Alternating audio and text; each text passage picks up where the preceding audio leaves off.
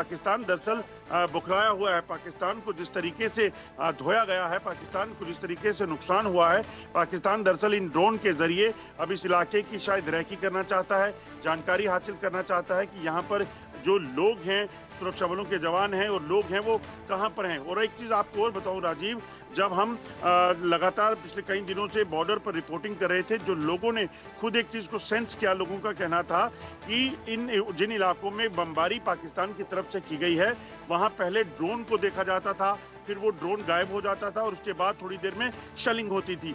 और कई ऐसे इलाके थे जहां पर कई जो झुंड में घर बने हुए हैं, मोहल्ला है, उन कॉलोनीज में जो है जो ड्रोन की जो सर्वेलेंस है, उसके बाद जो है वहां पे टारगेट किया गया। तो कहीं ना कहीं पाकिस्तान की नापाक मंशा क्या है वो देखना पड़ेगा। और भारत की तरफ से एक तो साफ कर दिया गया है कि अगर पाकिस्तान इस चीज को रोकेगा नहीं तो पाकिस्तान को इसका खामियाजा भुगतना होगा। जैसे पाकिस्तान के 12 एयरबेस जो है उनको तबाह किया गया है, जैसे वहां पर आतंकी ठिकानों को ध्वस्त किया गया है, और ये सिलसिला अगर रुका नहीं तो इसका खामियाजा पाकिस्तान को बड़े बुरे तरीके से भुगतना होगा। मगर आज एक बार फिर से जब ड्रोन दिखे हैं, और खास तौर पे प्रधानमंत्री मोदी के संबोधन के बाद जब ड्रोन दिखे हैं, तो लोगों को इससे ज्यादा दहशत है। लोगों ने एक बार फिर से अपने इलाके में लाइट्स को बंद कर दिया है और इस चीज को लेकर अलर्ट हो गए हैं कि कहीं इन ड्रोन के जरिए जो है वो एक्सप्लोजिव जो है वो ड्रॉप ना किया जाए। क्योंकि जो मेरी कुछ वरिष्ठ अधिकारी हैं, उनसे बात हुई है सुरक्षा बलों में, उनका कहना है कि ये ड्रोन जो आते हैं वो सभी ड्रोन जो है एक्सप्लोजिव के साथ नहीं आते। इनमें कुछ ड्रोन ऐसे हैं जिनके साथ एक्सप्लोजिव होता है, कुछ ड्रोन ऐसे पाए गए हैं जिनके साथ जो सर्वेलेंस इक्विपमेंट यानी कैमरास के साथ, नाइट विजन डिवाइसेस के साथ आते हैं, और इनका मकसद कहीं ना कहीं जम्मू कश्मीर के इलाकों की सर्वेलेंस करना हो सकता है। आप जहां पर मौजूद हैं अजय, वहां से क्या आपने कुछ ऐसी एक्टिविटी खुद देख ली वहां पर? देखिए मैं आपको बताऊं, ये आसमान के ऊपर जो जम्मू से अरसपुरा का इलाका है, बॉर्डर से जो जम्मू की तरफ दाखिल होता है, वहां पर ड्रोन की साउंड को सुना गया। उसके तुरंत बाद जो है ये जो इंटरसेप्टर्स रहते हैं, यानी कि जो एंटी ड्रोन सिस्टम के इंटरसेप्टर हैं, जब उन्होंने उसको देखा और तुरंत वो फायर हो गए, और उसके बाद जो है वो फायरिंग हुई। ये धमाके जो है हमने सुने। इसी वजह से अब कहीं ना कहीं इस चीज को देखा जा रहा है कि मंशा कहीं ना कहीं इन आतंक जो पाकिस्तान की जो है वो किसी तरीके से जम्मू कश्मीर में कुछ और बड़ी घटनाओं को अंजाम देने की हो सकती है। हाई अलर्ट इस वक्त कर दिया गया है। सुरक्षा बलों के जवान लगातार इस चीज को सुनिश्चित कर रहे हैं कि अगर कोई भी ड्रोन इस इलाके में आए तो उसे मार गिराया जाए, और उसके साथ साथ फिर आगे की कार्रवाई कैसे होगी, अगर कोई नुकसान हुआ तो इस चीज को लेकर पाकिस्तान को कहीं ना कहीं इसका खामियाजा भुगतना पड़ेगा। ठीक है, मैं बड़ी खबर भी बता दूं अपने दर्शकों को। पठानकोट, होशियारपुर और अमृतसर में इन ड्रोन को एक्टिविटी को देखे जाने के बाद ब्लैकआउट कर दिया गया। पठानकोट जो कि जम्मू कश्मीर और पंजाब के बॉर्डर पर ही है, कठुआ से नजदीक है, वहां पर और इंटरनेशनल बॉर्डर से लगा हुआ है, वहां पर ब्लैकआउट कर दिया गया। अमृतसर जहां से इंटरनेशनल बॉर्डर करीब 35 किलोमीटर की दूरी पर है, अटारी पर, वहां ब्लैकआउट है। होशियारपुर में भी ब्लैकआउट इस वक्त कर दिया गया है। ये ड्रोन एक्टिविटी आज करीब 9:15 बजे से देखी जानी शुरू कर दी गई। कमांडर भूषण दीवान मेरे साथ इस वक्त लगातार जुड़े हुए हैं। कमांडर भूषण दीवान, हम अभी बात कर ही रहे थे प्रधानमंत्री के देश को संबोधन की, जिसमें उन्होंने 1 बाय 1 चीजों को रखा, और ग्रुप कैप्टन तपेश चौधरी बता रहे थे कि उन्होंने इतना संयमित और इतना चीजों को डिटेलिंग के साथ इतना ऐसा भाषण राष्ट्र प्रमुख का उन्होंने प्रधानमंत्री के तौर पर जो देखा है वो उससे बेहतर नहीं हो सकता।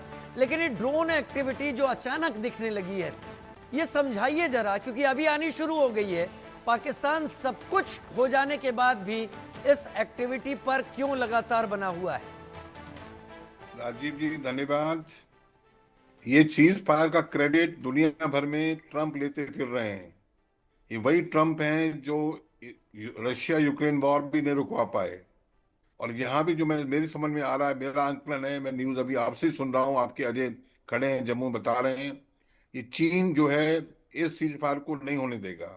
ये बात आगे बढ़ेगी। हमारे देश के अंदर कई लोग इस पे ट्रस्ट थे कि सीज फायर क्यों डिक्लेयर किया हमने। मैं समझता हूँ हमारा सिस्टम, चाहे S-400 सिस्टम है, एंटी एयर डिफेंस सिस्टम ऊपर सियाचिन से लेकर जैसलमेर तक का है, हमारे अटैक सिस्टम, हमारे आकाश तीर, हमारे सब सिस्टम जो पूरे हैं, अभी हमें बेल्ट कस के पुरजोर दोबारा लगना पड़ेगा। मुझे नहीं लगता है इन बातों से, जो बातें हमारी हुई हैं, डीजीएमओ और ये सब बातें, और ट्रम्प साहब जो कर रहे हैं, कुछ होने वाला है। हमें कमर कस के ये मौका लेके, और जो हमारे पाकिस्तान के न्यूक्लियर साइट्स अगर हमारी टारगेट पे हैं, हमने उनको ध्वस्त करना है और इस चीज को आगे लेके जाना है। ये मौका दोबारा हमको मिला है, आसिम मुनीर ने पहले 22 अप्रैल को दिया है। मेरे को नहीं लगता है ये रुकने वाली चीज है। इसको हमें अभी आगे लेना है और देश ने कमर कस के माकूल जवाब देना है। Major general Brajesh Kumar, commander Bharat Diwan कह रहे हैं कि ये चीजें चीन चाहता है कि ये चीजें लगातार चलती रहे। समीकरण हम समझ भी सकते हैं, चीन चाहता है कि लगातार भारत उलझा रहे। टैरिफ वॉर के बीच में फंसा हुआ चीन भारत के पास जा रही अपॉर्चुनिटीज को प्रभावित करना चाहता है, क्योंकि जंग की कोई भी स्थिति किसी देश के लिए बिजनेस के पॉइंट ऑफ व्यू पे ठीक नहीं समझी जाती। क्या आप भी ऐसा समझते हैं? और अगर हां, तो चीन के इस कहे पर डीजीएमओ लेवल की बातचीत होने के बाद भी पाकिस्तान क्यों ऐसे रिएक्ट कर रहा है? राजीव जी, बहुत सारी चीजों के बारे में बातचीत हो गई है। पहला तो हम आश्वस्त करना चाहते हैं आपके माध्यम से देशवासियों को, ये जो ऑपरेशन जो हमने शुरू किया था, जैसे प्राइम मिनिस्टर ने बताया है, वो चल रहा है, दुश्मन के अगेंस्ट रोका गया है। गुड बिहेवियर को देख करके या बैड बिहेवियर को देख के इसके आगे की चीजें होंगी। तो इसका मतलब हमारे ट्रूप्स डिप्लॉयड हैं, हमारा एयर डिफेंस कंट्रोल सिस्टम जो कि इतना बढ़िया है वो लगा हुआ है।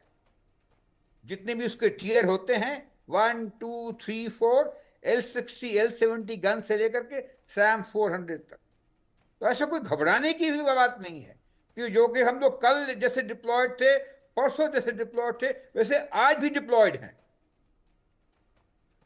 दूसरी बात, वॉर के अंदर, वॉर के माहौल में फॉग भी होता है, जो चीजें बड़ी हो जाती हैं। हम अगर पाकिस्तान की जो हरकत है हमारे भीतर आकर के कुछ करने की या उनकी क्षमता है, उसको हम बड़े कड़े तरीके से उसको हम रिजॉल्व कर देंगे। उसमें मुझे कोई घबराहट नहीं आती है। हाँ, नीयत की बात, तो पाकिस्तान की नीयत तो हमेशा ही गड़बड़ रही है, वो कभी ट्रस्टवर्दी रहा नहीं है। तो आज सडनली कैसे बन जाएगा? हमारे प्राइम मिनिस्टर साहब ने जो स्पीच दिया वो हमारे देशवासियों के लिए थे, पाकिस्तानियों के लिए थोड़ी था। तो अगर वो गड़बड़ करते हैं तो फंसेंगे, इसमें कोई दो राय नहीं है। फौज वैसे ही चुस्त है, डिप्लॉयड है और मुकम्मल रहेगी। जहां तक चाइना, देखिए मैं आता हूं चाइना वाले पर लेता हूं। मेरे साथ दीपक विश्वकर्मा मेरे सहयोगी इस वक्त जुड़ गए हैं राजौरी से। दीपक, क्या इस वक्त आप देख पा रहे हैं? सामा में भी ट्रेस हुए हैं ड्रोन्स, जम्मू के आसपास ट्रेस हुए हैं, आप क्या देख पा रहे हैं दीपक? देखिए, राजौरी में भी कुछ मिनटों पहले हुए थे और अब जो स्थिति है उसमें ब्लैकआउट हो गया है। और सबसे बड़ी बात यह है कि जब देखे जाने के 15-20 मिनट के बाद अब ब्लैकआउट हो गया है, तो कहीं ना कहीं इसकी कड़ी समझिए प्रधानमंत्री मोदी का भाषण के बाद की चीज़ें, और उसके बाद देखे गए और देखे जाने के कुछ देर बाद ओझल हो गए। तमाम दूसरी जगह पर भी देखे गए हैं और उसके बाद अब ब्लैकआउट ये बताने के लिए काफ़ी है कि जिन चीज़ों का कयास लगाया जा रहा था और जिस भरोसे को नहीं माना जा रहा था, जिस भरोसे पे भरोसा नहीं किया जा रहा था और जिसके ऊपर भरोसा नहीं किया जा रहा था, कहीं ना कहीं वो स्थिति दोबारा एक संशय पैदा कर रही है कि जिस सीज फायर की चर्चा की गई उसके 3 घंटे बाद उसको तोड़ दिया गया, फिर आज प्रधानमंत्री मोदी का भाषण, उसके बाद अब ड्रोन देखे जाना, वो भी तमाम जगहों पर। तो इन तमाम जगहों पर ड्रोन देखे जाना और उसके बाद इस तरह की स्थिति बनना, इससे यह स्पष्ट हो गया है कि जिन लोगों से हमने सैकड़ों लोगों से बात की जब सीज फायर की चर्चा हुई, इसके बाद सबके मन में एक ही बात थी कि भरोसा नहीं कर सकते, भरोसा नहीं है, भरोसे के लायक नहीं है।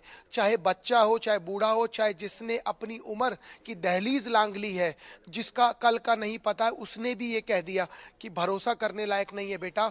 हमने बहुत सारी ऐसी चीज़ें देखी है।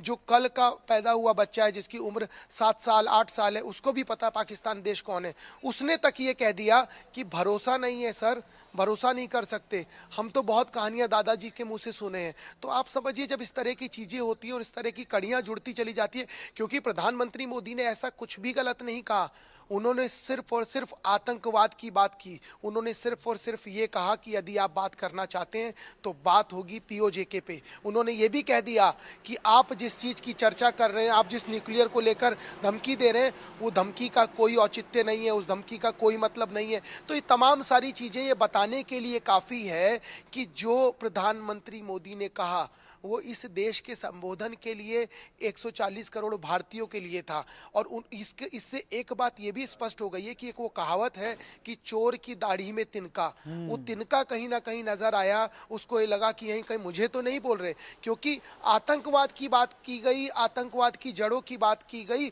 और आतंकवाद की जड़ों को काटने की बात की गई, आतंकवाद के खात्मे की बात की गई, आतंकवाद को जन्म देने वालों को ये संदेश दिया गया कि आप संभल जाइए। 26/11 का जिक्र किया गया, 9/11 का जिक्र किया गया, पहलगाम का जिक्र किया गया और ये भी कहा गया कि जिन बहनों का, माताओं का, बेटियों का सिंदूर उजाड़